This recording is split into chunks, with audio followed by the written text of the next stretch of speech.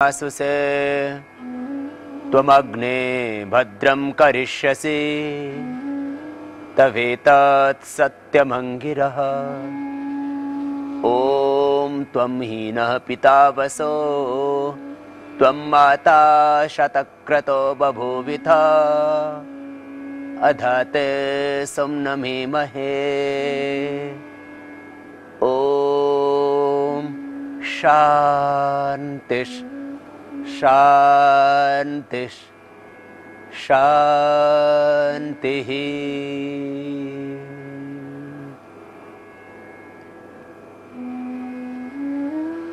मेरुदंड, सुषुम्ना नाड़ी।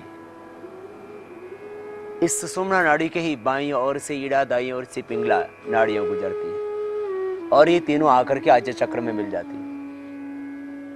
इसलिए भारतीय संस्कृति में यहाँ आज्य चक्र में तिलक लगाया जाता है, माने यहाँ त्रिवेणी का संगम है, यहाँ पर आत्मा का वास है और जहाँ आत्मा होता है उस आत्मा को, उस वैश्विक चेतना का, उस विश्वात्मा ब्रह्म परमेश्वर का जहाँ एहसास होता हो वह ब्रह्म स्थान माना जाता है।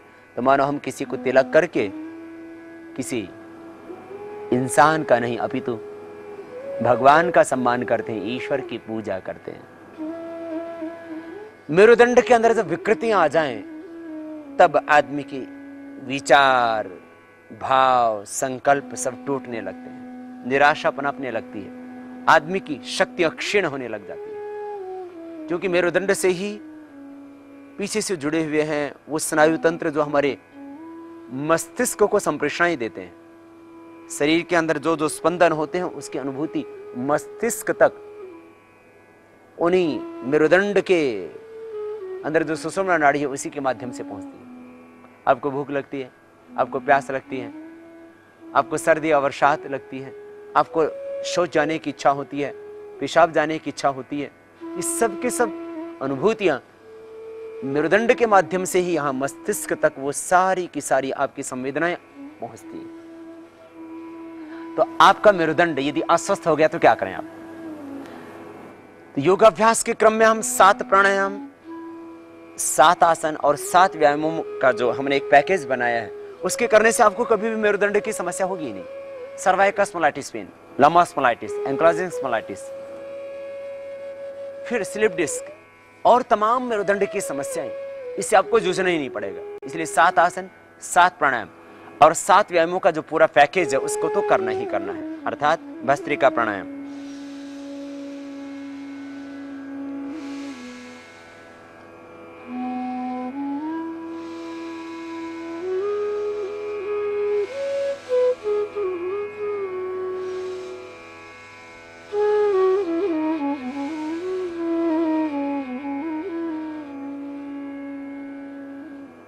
सेकंड प्राणायाम, ये भस्त्रिका 2 मिनट सभी को करना है, चाहे मेरुदंड का रोग हो।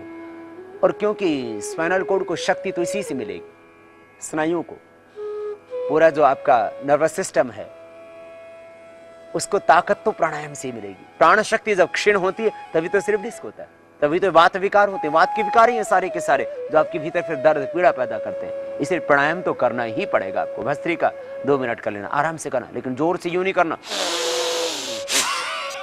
ऐसे नहीं करना।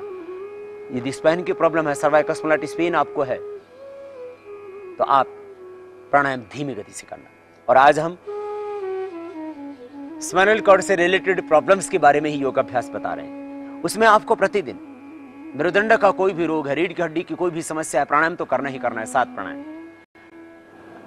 भस्त्रिका के बाद कपालभाति, लेकिन कपालभाति ध्यान दें, जिनको कमर में दर्द है, जिनको स्लिप डिस्क की प्रॉब्लम है, जिनको शाटिका पेन है, जिनको सर्वाइकल स्पॉन्डिलाइटिस पेन है, उनको तेजी से नहीं करना, बस इतना ध्यान देना, करना लेकिन इस तरह से।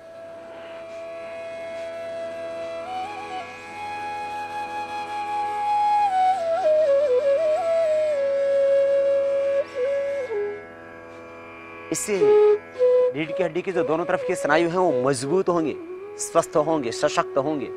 परंतु यदि यूं आपने किया तो कमर में दर्द बढ़ जाएगा। इसलिए ध्यान देना, चाहे कुर्सी पर बैठ के करना प्राणायाम धीमी गति से करना, तेजी से नहीं करना।